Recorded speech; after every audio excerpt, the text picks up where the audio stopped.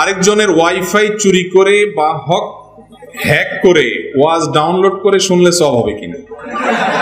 এই প্রশ্ন কি দুষ্টামি করে কেউ দিছে নাকি আল্লাহ জানে, নাকি সত্যি জানার জন্য দিছে? যাই হোক ভাই, আমি একটু আগেই বললাম কোন প্রশ্নই ছোট না।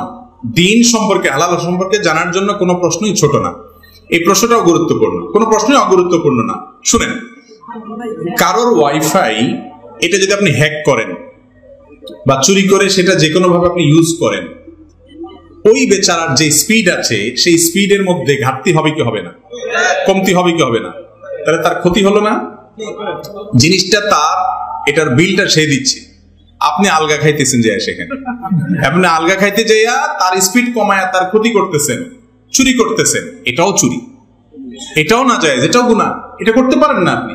আপনি হয় তার পারমিশন নিবেন। হ্যাঁ, কিছু কিছু ওয়াইফাই আছে ওপেন, এয়ারপোর্টের বিভিন্ন জায়গা, পাবলিক প্লেসের অনেক ওয়াইফাই আছে, বা অনেকে ব্যক্তিগত ওয়াইফাই ওপেন রাখছে যে কারো যদি লাগে তার অসুবিধা নেই, ভিন্ন কথা। কিন্তু সে একটা পাসওয়ার্ড দিছে, তার মানে সেটা সবাইকে দিতে চায় না। আপনি এটা হ্যাক করলেন, করে আপনি ব্যবহার করলেন, প্রশ্ন আপনি লিখলেন, আবার যে ওয়াজ শুনছে, যদি বাদরামো করে প্রশ্ন দিয়েও থাকেন, তারপরও বলবো যে যদি এটা দিয়ে আপনি ওয়াজও শুনেন, তারপরও আপনার এই গুনাহ ঠিকই হবে। ওয়াজ শুনছে দেখে কাটাকাটি হবে না। একজনে গরু চুরি করে নিয়ে আসছে, আয়েশা কোরবানি দিয়ে দিছে, বলে যে চুরি করা গুনাহ আর কোরবানি করা সওয়াব, অতএব একটা কাটাকাটি গোশত খাওয়া পাও। তো এইরকম কোন মাসালা বাইর করলে মুগরের মায়ের একটাও নিচে পড়বে না, খবরদার।